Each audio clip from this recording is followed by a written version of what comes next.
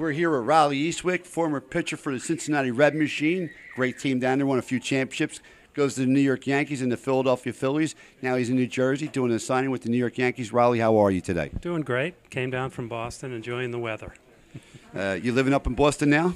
Live in Boston, been in commercial real estate, and just enjoying it up there and getting ready to maybe retire in a few years and move to Georgia. Go back to Georgia. Yeah. Not a bad place to live. They got a great football team out there. Good football, good weather, good islands, everything. Now, playing for the Red Machine underneath Sparky Anderson and all those great players there, I know you were young. The bullpen was a really young bullpen in there. But what was it to play with the greats like the Pete Rose, the Johnny Benches, the Joe Morgans? How did that sit with you being so young, playing with guys like that? It was great for me. I'd known those guys since I was 18, and they took care of us. They, Bench, Morgan, Perez, Rose, Concepcion, Foster, those guys kind of controlled the team and kept everybody in line, but they were really good to us. And they used to take us out at night after games to go eat. They'd say after a game, "Come on, you're coming with me, we'll go do something." And they were great like that, but they were also great on the field, good teachers, and great guys to play with. Now you go from the Cincinnati Reds. Your next team is?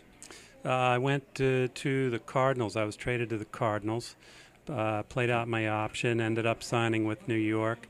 And I was only in New York half a year. I got traded to Philadelphia. So, what was it to play for the Philadelphia fans? I loved it. It was great. But I grew up in the area, so I loved going to Philadelphia and playing there. And it was a good time. Philadelphia, boy, they have some great fans out there. It's a shame that they don't win a lot of World Series out there, getting the World Series, but they got some great fans out in Philadelphia. They got great fans. They're knowledgeable.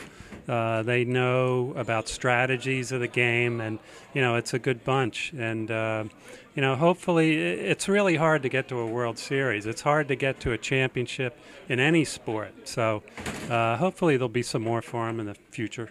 I hope so. They got a great pitching staff. Now they just have to do is hit the ball a little bit, and they'll be okay. Yeah, and if they can stay healthy, I'm rooting for them. Now, you played, like I said, with those great players in the Red Machine. Also, Mike Schmidt in Philadelphia was a great ball player. Might be the greatest third baseman of all time, they say. Steve Carlton on that team also. What was it to play for, like Larry Bowa, Carlton, Mike Schmidt, play with them as teammates? It was kind of the same. They looked out for everybody. They were great teammates. A lot of guys with great sense of humor and fun to be around. And, they were guys that knew how to play the game and they knew how to win, and they were fun to be around. For you as a relief pitcher, and you won the Fireman Man of the Year as a relief pitcher, who's the toughest hitter you faced? There were probably two guys that were really tough for me. Bill Buckner and Jay Johnstone. They were left-handed hitters, line drive hitters, contact hitters. Those guys were tough for me. I could always get the big home run hitting guys out most of the time, but those left-handed contact hitters, they were tough for me. Now tell me about last question for you, Rawly. We've got Rawly Eastwick here on the Artie Clear Show on Wi-Fi 1460 from 5 to 7 Eastern Standard Time weeknights. Big name guy that you would own, like a guy that was a great player, but you owned him, and where you would get him out all the time, where he may be a Hall of Famer. Any players like that come to your mind? I don't know.